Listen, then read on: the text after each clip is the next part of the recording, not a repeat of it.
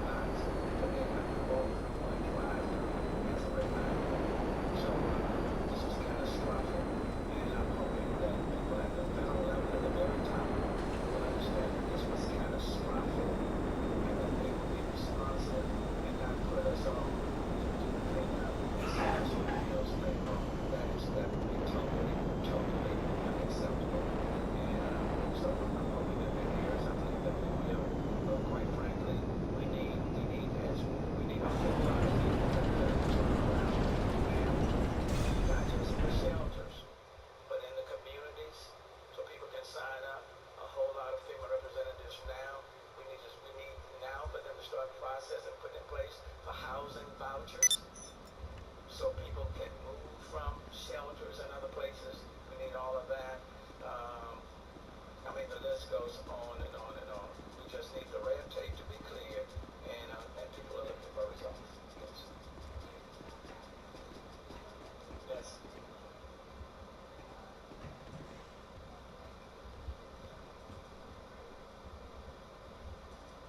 Well, the largest shelter, the main shelter, of course, is right here at the Georgia ground.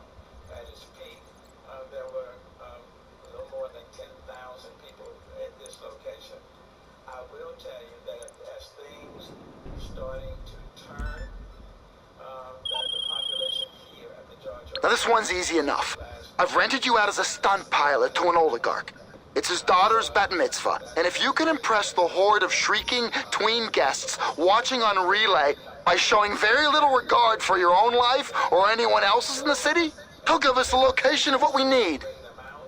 Stabilize, normalize their circumstances, and then work to transition them. There's another major shelter, of course, at Campbell. There are about 2,000 people there, and we'll work as quickly as we can to transition people out. And then, of course, the county,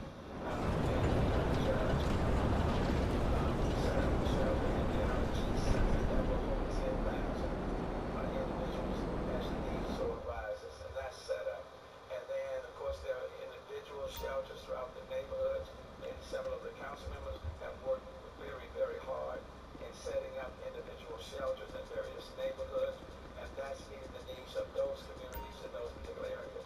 Humble, for example, they set up a shelter to over 2,000 people, and many of the people from Kingwood have gone to the Humble. Trinity, and then Gulf.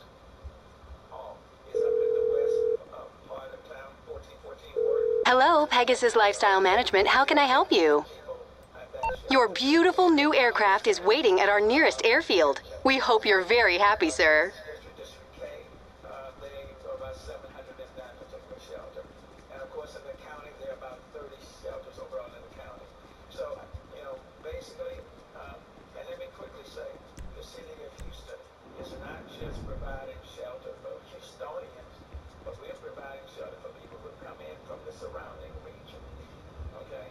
So it's not just Houstonians in the shelters, but people in the surrounding region, and I can say the same thing for the county. They're providing not just for members of Harris, people that live in Harris County, but people in the surrounding region. I think what you will find with people from Houston, Harris County, we don't turn people away. We just need people's needs. Yes. And you put them in jail for nothing too. Oh, you get it straight.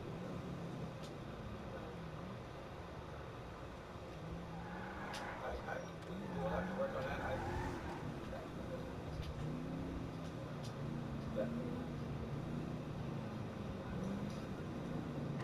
I've not heard that at all. I don't know where I have not heard that. We certainly take a look at it. Okay, the question is people need help. We're not questioning people's status. We want people's help. Okay, that's the message, and that's what we're doing. Okay, I told you.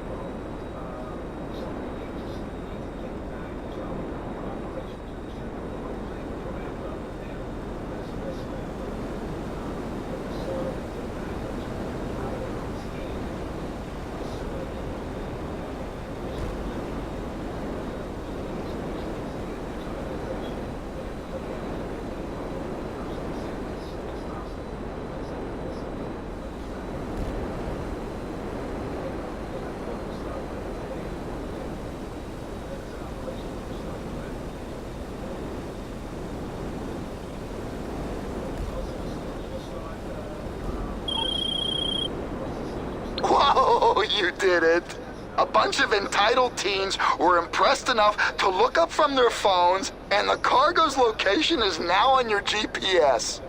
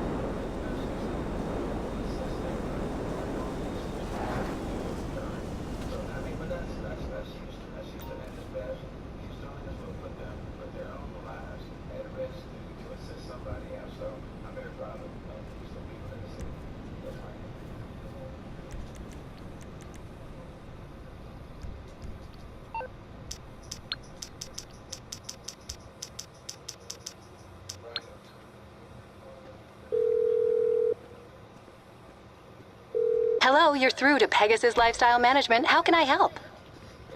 Great. The aircraft is waiting for you at our nearest airfield. We trust you'll be happy, sir.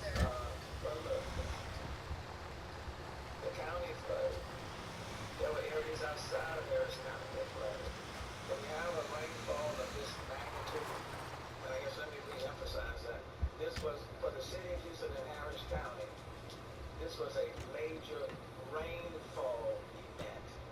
Okay, a major rainfall event. I mean, check out what's happening now in Fort Lauderdale. Who would have thought storm goes in, goes up, comes down, swings out into the dark, and Fort Lauderdale. This is a major rainfall event. To try to place, let's say, place the blame on something. But this particular storm, I would have changed it. We're going to see what's going on in the way.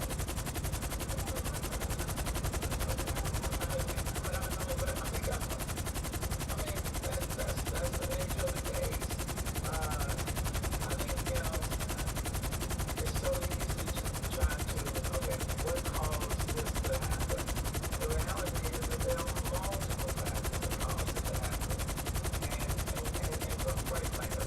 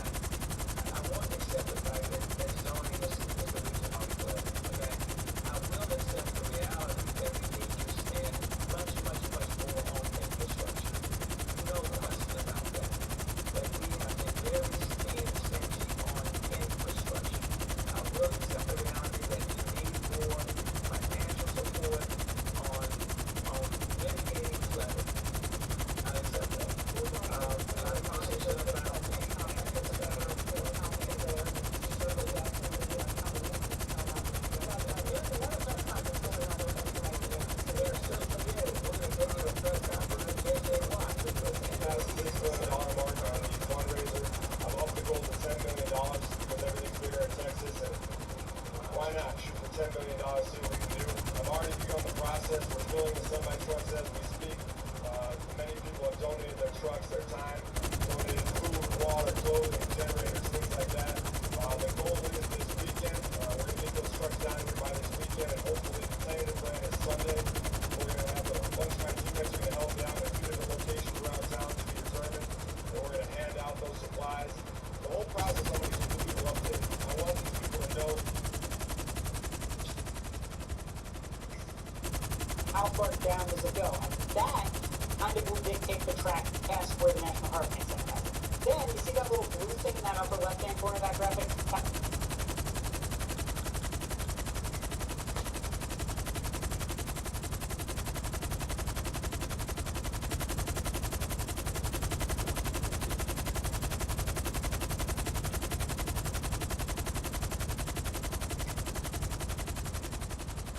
I want these people to know that their money is going directly to people of Houston. I want them to be able to see that their money is going directly to people. So I'll keep you updated the whole time.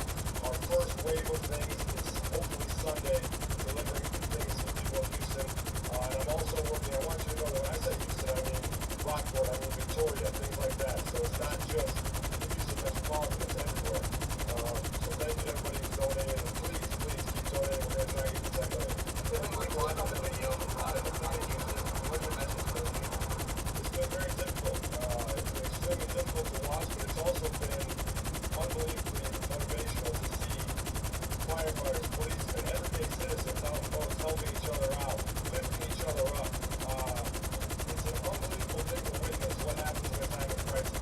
The most difficult times bring out the best in humanity. And I think that's what we're seeing right now. I think we're seeing humans helping humans. It doesn't matter rich, poor, black, white, it doesn't matter. Everybody's helping everybody. And I think that's what's most important at a time like this. It's incredible to witness.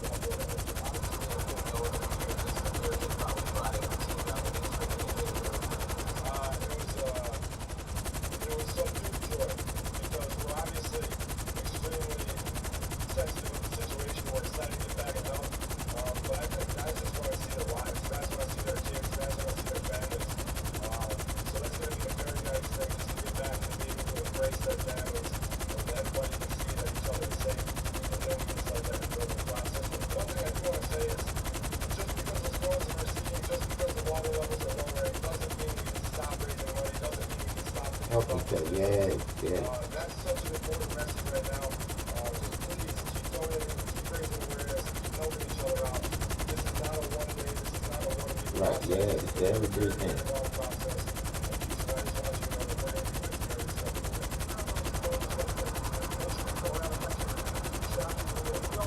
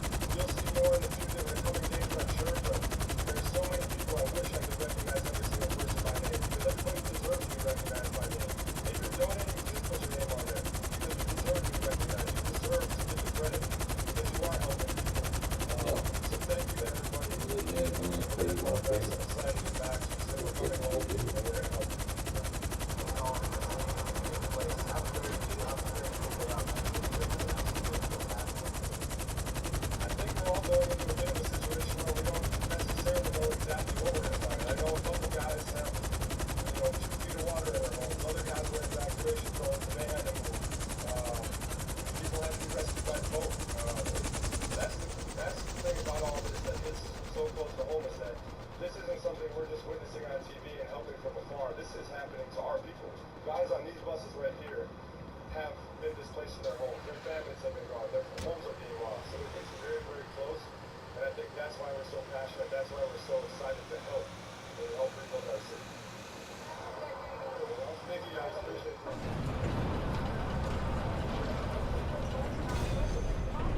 Conference with number 99, J.J. Watt there. And he started off with just an incredible announcement. They raised $6 million in just a matter of days, and so now he wants to aim for $10 million. And you know, that goal is going to increase. You watch. In coming days, he's going to be able to reach that goal even faster. The power of his name and being able to bring out that corporate sponsorship and help is going. He's going to have a goal of 99. Yeah, that would be pretty impressive. More than goal than $99 million. Absolutely. We should mention there in Dallas, they haven't been able to get back home. We talked about a lot of them wanting to see their families. But he says, you know, what he wants to be able to do, he said, please don't say this is about me because it's not. I'm just. The cargo's in the cargo bay. But he wants to be able to come water and clothes and food. But he also says, don't stop now, just because it looks like it's a little bit brighter out there. He is just such a terrific communicator when it comes to that, energizing the community to understand the gravity of this situation and this catastrophe, which has hit us. And although he hasn't even been here yet, because of course he's been at the game and couldn't get back and all of that. So now he is at the point of saying, you know what, let's bring it in, let's bring that money in. And once he gets here, he's going to be even someone who's more influential on that platform. Yeah, he says it's been really tough to watch from outside of the town, but what he says is this has been unbelievably motivational. He's so proud of his team. So anyway, JJ for president, I'm sure people are screaming that out right now. We are so glad we were able to catch that, and we will hear from him when he gets back to the house. All right, we have a few things to get through here, and this, with the rescues and evacuations, many of you are just trying to reach out and ask if they can help find a missing one, loved one perhaps. There are 47 reports of missing persons. Now, the police department has found 27 of them. Now, we want to hear from you. Those were the words from Chief Art Acevedo. So what we want is your help. So if you're looking for someone, and perhaps it's not even among those numbers he mentioned, there may be more. Right. We need you to send us their name and their photograph. Send it to us, abc13.com/Harvey Missing Persons. That way we will get to it. abc13.com/ Merryweather Security with another classic private militia cover play. They have what we're after, but they're masking their whereabouts with signal jammers. Again, that is abc13.com/Harvey Missing Persons. And really what we're talking about as well is because of everyone sort of scattered as a result. I mean, they may be at different shelters. Okay, here's Hello, this is Pegasus Lifestyle Management. How can I help? Game scheduled for Thursday. Thank you, sir. Your spectacular aircraft is now ready for you at our nearest airfield. It was to happen, well, yeah. Originally at NRG, Right, which where it was supposed to be. But the feeling now is, especially since there's so many people now living as part of NRG Center, I think the feeling was they wanted to wait. And another big game that has been canceled also right here, and that is the BYU LSU game. That's the big Advocare Bowl, which now has been transferred to Norton. Well, our parent company Disney, this is so exciting, and ABC will be hosting a Day of Giving. This is tomorrow. It will benefit so many of those impacted by Hurricane Harvey. Now, this Day of Giving will kick off on our morning newscast. That's early in the morning. Then they will hand the baton over to Good Morning America. And throughout the day on ABC, whichever ABC you're watching, Freeform, Radio Disney, all across all social media platforms, a call to action to donate to the American Red Cross, with those dollars going to benefit those most impacted by this devastating storm. Yeah. All right, let's get back to Nick Ontario. He has been covering the awful tragedy regarding that family that was missing. And now presumed, well, 2 of them have been found. What's the latest? Have they been able to pull that man out of that water? Discover anyone else, Nick? Yeah, or as soon as you're saying that, yeah, they just pulled the van right out of the Queens bio here. Here, can I get out of the way? You can just kind of pull it right in. You can see it there. Within the past couple of minutes, they pulled that the white van on your screen out of the Queens bayou. It had been submerged for the past couple of days down in the water, but they were able to pull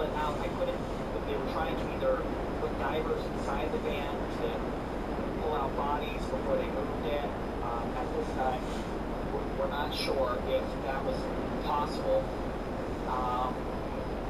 There are in the foreground there, in front of the van, they moved the family back. We told you they were going to do this. As the family was huddled near the van, but as they moved it out, the family is now clinging together on the edge of the bridge there, holding hands, and you're seeing hugging, and it's hard to tell what's going on. The Sheriff Gonzalez came over about 15 minutes ago saying that obviously they're having a hard time. The family is grasping with this situation, and as the van is moved to the side, we are told that the medical examiner is on site. As you mentioned, Art, there were two bodies that they were able to see in the front of the van as it was submerged. Two adults, a male and a female. Of course, the great-grandparents went missing inside of a van that they believe is this one, and then the four children they fear are in the back. And there's no windows on the side of the van, so where it was submerged, they could not get into it safely to see if there were four children inside. But we're sitting here, we're watching, and the family is there just holding hands, and it's tough to watch them stand in unity, knowing that their six loved ones could very well be inside of this van. We're just watching this and looking at those pictures as well, and trying to just allow this to sink in. The family, as you can see right there, now that's the family in the foreground. They've been pulled away. They're getting the rest of the van out there, and they're getting the bodies out of there as well. And presumably all of them are in there now. All six have been accounted for. No, last we heard from Sheriff Gonzalez, two adults they were able to see, but they were waiting to either have divers go in the van or move the van before they could save the four children in the back. So at this time, we don't know, but there's heavy trucks, there's big trucks back there, and they had to put something around the van to pull it out. And this happened minutes ago. And one thing I want to stress that Sheriff Gonzalez said, he's afraid more of this is going to happen over the coming days, where a rescuer might be out in flooded water, and as it goes down, they might find people in homes, in vehicles. Right. And his message was, if you see that, to call 911. Okay. Don't put yourself at risk. But he's afraid as the waters recede, you might. And what happened was, we also learned, it was the family came back today to look. This is where they were driving. Came back today, and they're the ones that spotted this white van. Oh, wow. They called police. What a find. I mean, that's so extraordinarily difficult for the family to even discover the van, because they just went back on their own. And my apologies, Nick, I was asking a question that you already gave an answer to, but we were dealing with a lot of circumstances and back here. And no need to apologize for a bit. But it's all sure, it's important to see, and look on the screen. Yeah, go ahead. Well, I was going to say, you can see, just to kind of set the scene here, you got a chaplain down with the family, as the family's standing there, but there's a second chaplain arriving right now, walking down to them. So they're here, the chaplain are here, of course, offer support, some spiritual guidance, whatever the family needs. Yeah, there's two chaplain on site here that I can see. Well, no doubt they will need a lot of spiritual support, and our heart goes out to them, because they have the love, the support of every Houstonian, every Texan. This has been a family tragedy in this catastrophe that we've been dealing with, but they have no doubt the loving arms of every Houstonian around them. Because you see them standing there full of hands, you don't imagine, if not parents, as you said, and Nick, you may have been able to who we're looking at here, the man and woman holding hands. Yeah, and I was just going to say, we don't know exactly the relationship of the people on the bridge. The only one that we do know for sure that is there is the man who escaped the van, Sammy Salvador, who was able to get out and cling to a tree, and the uncle of the four young children. He's the only one that we know for sure is there on the bridge. You would have to assume their parents are there. Right. And I'm just not sure about other family members that are there on the bridge, but there's the second chaplain that just arrived to talk to the families. They're all huddled, clinging together there on the bridge. You know, it's that was such a poignant shot as well. Picture them holding hands in the foreground, and then watching in distress, clearly as they are, discovering more details about the loss of their family. You can see the Saldivar family. You see them are moving off to the side. The Saldivar family, as you got police vehicles, and now it looks like more heavy vehicles, and those vehicles that help assist are making their way back here. We're still just waiting to hear any kind of confirmation. We're all fearing the worst here, and it's not easy to wait for this news. But we do know that 2 adults were found inside the van. Sheriff Gonzalez believes the 4 children are in there as well, and they just couldn't get inside. Yeah, and the 2 adults are the grandparents of those children. Or, I'm sorry, the great-grandparents. Yes, the great-grandparents. But Nick, it just tears your heart out. We can't see their faces, but we can certainly read their body language. Sure. As that family, was a substantial family, judging from the number of people there. Just the worst possible news. And we all realize that in the last few days, as dangerous as conditions were, as unpredictable as they were, this could have been any one of us was caught in a situation like this. So, as Ari said, really the whole city, this entire community is moving with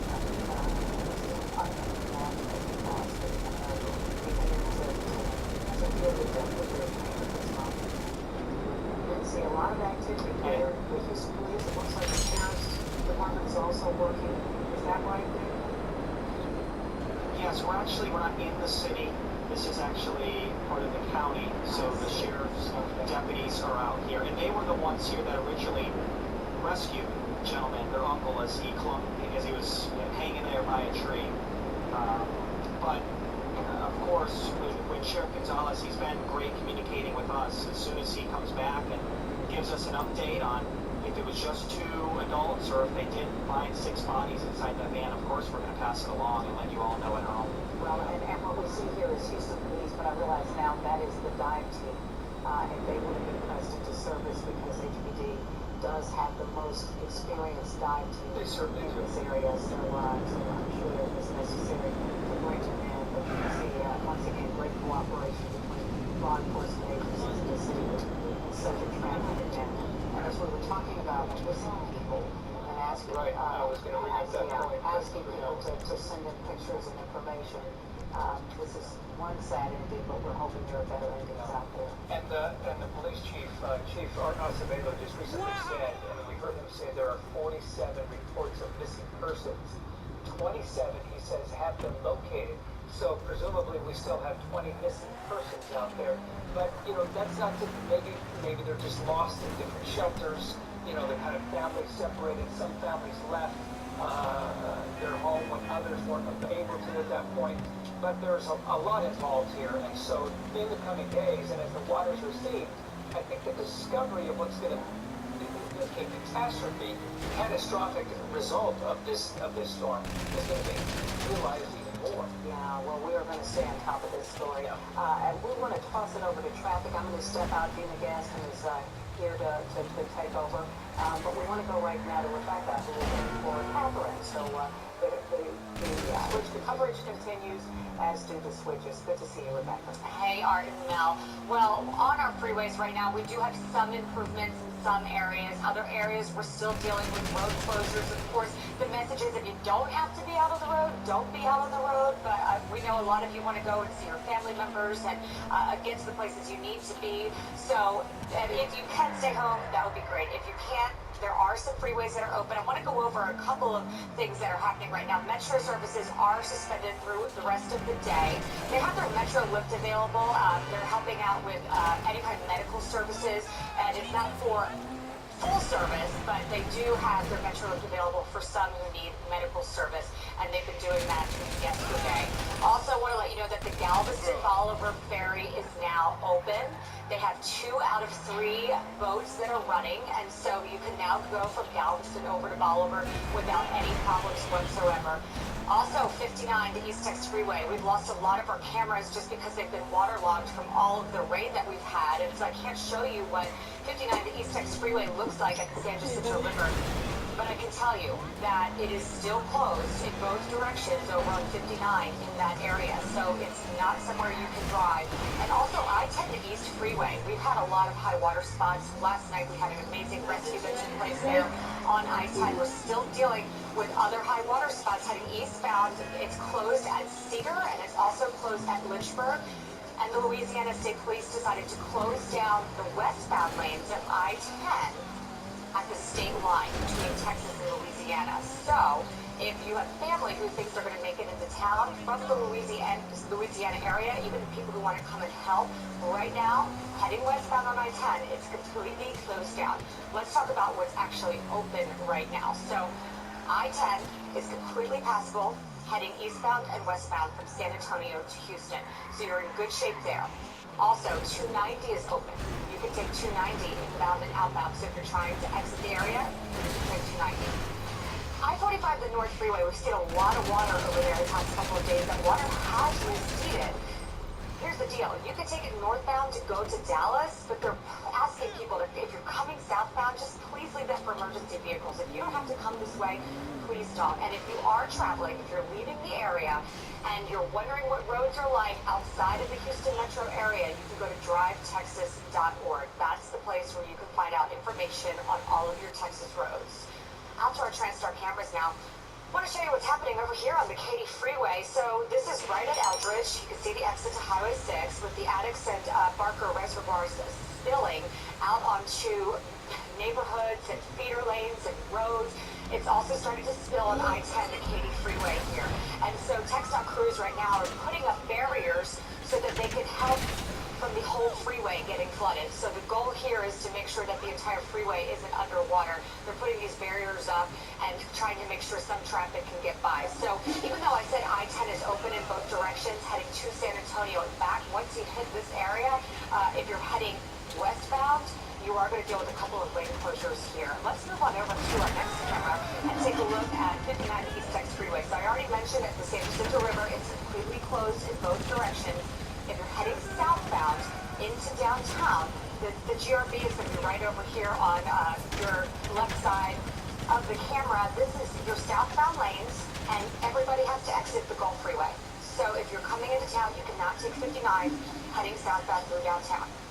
You're going to get blocked off right here. Let's move on over to our next camera. Take a look. 225 right here, Richie. We've been looking at this freeway for a couple of days, dealing with the high water. A lot of improvement. The reason it's passable is because this feeder is raised. So traffic's able to get off on the feeder and get around this area without a problem. But still, 225, the main lanes here in Richie, blocked off because of that high water. And over on 288, the South Freeway, we just got a message. Even though it's closed between Belfort and downtown, there is some good news. They've been working to clean up all of the road debris here on 288. And the good news is northbound lanes should be open soon. Southbound lanes should be open a little later today. Back to you. Okay, we're filling out some signs. Motherfucker trying to put it back as business as usual. A lot of people, especially trying to get out to Georgia. The hours of operations work, they're trying to put it back as business as usual. We want to know that the Marines are now See, look, they trying to get back as business as usual. They saying shit they gonna make children, don't worry about it, y'all gonna be starting school. If y'all gotta start school from the shelter, I'm like, I'm just trying to put it back as business as usual. now to pEOplE, where they expect to find Why is I already know why I was there. I already know why I was there, because they got another hurricane. amphibious assault vehicles, and you cannot stop those things Yeah. going. Oh, so they gonna hit us for another Those 8 things are days landed now. on sea Yeah, and another hurricane floods and happened. anywhere you want them to go. But All over. they're out there, and the Marines and full Oh. force. Yeah, you're right. That's how you get all you can do. They got another hurricane out there. And look, this hurricane is It's way, bad. and it's way out there. They already saying how bad No, it's it's way out there because when we close our eyes, it's gonna be right here. Like I said, it's way out there because They're gonna bring it and drop it wherever they want it to be. like I said, they got it where it's at right now. They just letting you know right now where it's at. It's way out there. Yeah, bitches. Y'all got way out there because y'all letting us know now. We bringing it in here to fuck y'all up. We just letting y'all know that way out there. That's how it's done. It's such a pleasure to be working in a professional outfit. Finally. Please don't hurt me. So that's big news. That's official date. Okay, let's get to Deborah Wrigley now. She's on the south side of town, southwest. I guess she's in Sugarland, I believe. And we haven't heard a lot of Sugarland. Yeah, great. Go ahead, take it away, Deborah. Well, there were only 2 houses believed to have flooded in this Austin Park neighborhood. This is one of them. This is the debris. And these are the folks who have cleaned this up, who have ripped out carpet. Boy Scouts, somebody come in here. Who's doing the heaviest lifting? You're all very well. They're Boy Scouts. They're well behaved. So why did y'all want to get involved in this? And I know this is your mom, but... Yeah, well, you know, What about help? just helping, I know my we mom won't say out, that. just coming out here, you know, helping out the neighborhood, helping out my mom, you know, just... to get the trash out, right? Exactly. And so y'all were running around too, right? So what did y'all do? Okay, you're using a seaplane for this one. Fly out to a wrecked vessel off the coast. Take out the salvage crew, then dive for the cargo yourself. Now, you'll need rebreathers for that. If we don't get this stuff, the globalists will. And that's bad, okay? What those down there? I guess the proud mother of Scouts. Yes, I am, and we're very proud to have representation from Troop 441 and former Camp 1133 that came out along with my neighbors to help us get this out because it was times of We in 79, right? We appreciate that. Let's take a look in because we've seen the houses from the outside. We really haven't seen what 4 inches of water. You said, Allison? 4 inches throughout the whole lower level. Right. We had an inkling that this was going to happen, so the day that the flood was starting to come, we started raising things up on blocks and everything we could. But I had covered in this room and this room. And in my bedroom, and I had 3 set of hands plumbers that came in to get it cleaned up. Yeah, they might have rotated one. So here we Box right there. go. What's in that box right there? We're making our way back here into the master bedroom, and this is what it's like now. We have tile there. This is where the carpet was. Yes. And it's all gone. It's all lifted out of here, and we will not have to worry about having that stench in the house. So we're on our way to baseboards are starting. Yes, and we're starting the recovery process, which everyone has to do. And you know, we're just grateful that we've had the support of our neighbors and friends, and we know that the city's just suffering so much. And we're just grateful for those that are stepping up to help. We're just grateful. I mean, you hear a lot about people rescuing other people, but there are other kind of rescues after the storm that doesn't. Deborah, we apologize for interrupting you, Deborah, but we have to move forward to another news conference, and this is Sheriff Morning at approximately 10 a.m. this far regarding the Harris County Sheriff's deputies were in the area, evacuating and trying to provide some high water rescues. At that point, at a distance, they could hear someone screaming. They made their way to the voice, and an individual, a male, was clinging on for his life on a tree. At that point, indicated that his van had submerged as they tried to cross this bridge, and family members were in there. But the van at that point was at least under 4 feet of water, unable to get to. Now that the waters have receded some, family members came back into the area, spotted the van partially embanked into the waterway, and immediately notified authorities. We responded back on the scene. We're out here with the Houston Police Department. Initially, we viewed 2 bodies, appear to be adults, in the front seat of the vehicle, and we've been waiting for additional resources to get out here and to be able to investigate further. Out here as well has been the Harris County Medical Examiner's Office. And just now, we were able to retrieve the van, pull it out of the water where it was embanked, and we can now confirm that 4 other individuals are in the back of the truck as well. So we have a total confirmed 6 dead here at the scene inside this van. They include The grandparents, ages 81 and 84. Their oldest girl or granddaughter, 16 years old. A 14-year-old boy, teen, an 8-year-old boy, and a 6-year-old girl have been recovered inside the back of the van. We're still processing the scene between our Harris County Sheriff's Office crime scene unit and as well as the Harris County Medical Examiner's Office as well. And the family has just notified them. Obviously, they are devastated, as we all are as well. Our worst fears have been realized. We've cut off with comfort. Our Harris County Sheriff's Office chaplains are also here to comfort the family. The family has asked for just some courtesy as they agree to this very difficult process. I'm sure at some point maybe they'll release a statement of some kind, but they're asking for privacy from their homes and not ascending on their residence. Correct. It appeared one of the individual that we came up, which was the son of the two adult elderly people that were here, he's on the scene right now. He was able to get out. The others were not. So the two adults are in the front. It appears to be some kind of work truck. So there's like a mesh, kind of metal mesh divider between the back and the front, and the children are in the back and the adults are in the front. Sí, como reportamos anteriormente, como los 10 de la mañana, We're listening to Sheriff Ed Gonzalez is beginning to speak in Spanish now to answer some questions from Spanish reporters regarding the confirmation now of this horrific tragedy involving this family. A family of 6, 2 grandparents, great-grandparents, and 6 of their great-grandchildren passed away, or excuse me, 4 of the great-grandchildren were in this van. And such a sad account. Nick, you've been following this as well. Anything to add on this?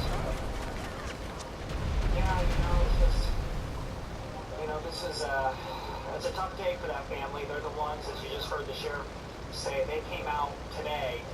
They're the ones that spotted the van, and the family because they wanted to hear. Right, the family was standing here. Correct. And before Sheriff Gonzalez came over, we could see him meet with the family, and they all huddled, formed a circle, hands, arms on each other, and just listened to his words. And he obviously was trying to console them and let them know what they had just discovered in the van. And there's a couple chaplain down there as well helping out. And the family, they're still standing down there, huddled around the vehicles now, probably coming to grips somehow with the news that they just heard from Sheriff Gonzalez, but are not the news. We've been out here for 2 hours, 2.5 hours, and this is what we feared we would hear from Sheriff Gonzalez. Obviously a tough situation for their family, the Houston family, and the country to hear something like this. Well, yes, indeed, Nick. We appreciate that update and you giving us that background on what we didn't get a chance to see on camera. It's appreciate it, Nick. It's going to be difficult over the next few days to see all of what will be revealed below the floodwater, and that family stayed with it, to go back to the scene this morning and to try and find their relatives.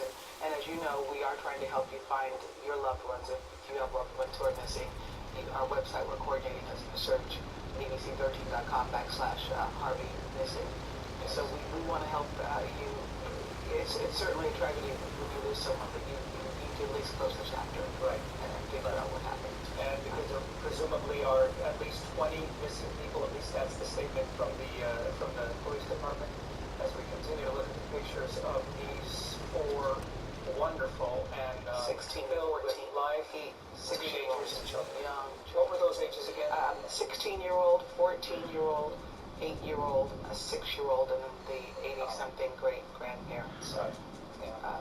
Two generations. 2 generations lost there, so that's awfully sad to hear. But their family is there, the rest of the family, as well as the parents, and they're being consoled by the sheriff's department. And the chaplain. And the sheriff's Two department. chaplains there as well. Yeah. We want to get you an updated look at the weather conditions, and meteorologist, we're going to update the meteorologist, Travis Arthur. We'll go to him in just a moment because he does have a development going on and he wants to tell us about the tropics. But first, we're going to go to Foti Courges. Foti is in Port Arthur now. Did you make it over there, Foti? get over here, Art. I just had a chance to talk to the city manager. He said, quote, almost our entire city is underwater. Overnight, they got so much rain in this area. This is a staging ground, just kind of the north side of Port Arthur. And you can see as far as the eye can see, rescue boats, people being brought back to this area because you can't go any further than where we are right now. We've seen that time and time again over the last 10 minutes or so that we've been here, bringing people from on wheelchairs that had oxygen masks. They brought them on shore. They also brought the elderly people that were not able to get out. Obviously, they would have made them the priority and brought them back. And you can see that huge truck right now has a number of people that need to be evacuated. They load them back in the back of that, and they are now bringing them here. It is a mass rescue effort right now in Port Arthur. We've seen at least 5 helicopters in the air going into Port Arthur, rescuing people and coming back out. And you can see just how many people are in the back of that huge dump truck, tonker truck. It's incredible to see this kind of vehicle on the streets of Port Arthur right now. So much water has fallen. According to the city manager also, he told me that some 3,000 people are in area shelters right now, and he said thousands more need to be rescued. They're still in the thick of this flood situation right here, this flood emergency. And he said there's at least hundreds of at least state resources, boats that are in the water that does not include civilians who are coming to this area with their own portable boats to bring people out. And not only are there people here who are being brought back to safety, but there's also a number of people that have come. If you can just turn right over there, Charles, you can see they are holding what appears to be tacos or some sort of food, giving it to the first responders, giving it to these citizens who come out here and gone time and time again back and forth to rescue people. You can see they are now bringing a woman who is in a wheelchair right now, in a very desperate situation. They're trying to get her off of this boat. It's going to take several people to get her off. And as you can see, it's a critical situation right now for her, a critical situation right now. They haven't been involved. This woman is in a wheelchair. She was put onto this boat. We're not sure exactly how flooded her home is, but she was back there. She was back in the Port Arthur area and now being brought back to dry land. Oh, these pictures. She doesn't get any water. She says she doesn't get any water on her face. She doesn't appear to be okay. But you can see how many guys, how many children have to actually pick up that woman and bring her back to safety. The real heroes out here this afternoon. They've been doing this time and time again. I've seen them over and over again, bringing people from this flooded neighborhood. On the other side is an apartment complex. Bringing people, there's people actually closer to where they're not too flooded right now, but they're on their patio just witnessing this. But this is, if you look all the way down, Charles, if you can give them kind of a wide shot all the way down so they can see just how many boats, how many people are out here responding to the call. The city manager saying almost his entire city, guys, almost his entire city of Port Arthur, he said, is underwater. I said, are you serious? Is that an understatement, or are you really accurately portraying that? He said, Coty, I'm not joking. This is almost my entire city is underwater right now. A very desperate situation. And he also said that there's been rumors out there that the levee broke, and that's why this is happening. I asked him about that. He said, no, that's absolutely not true. That's false.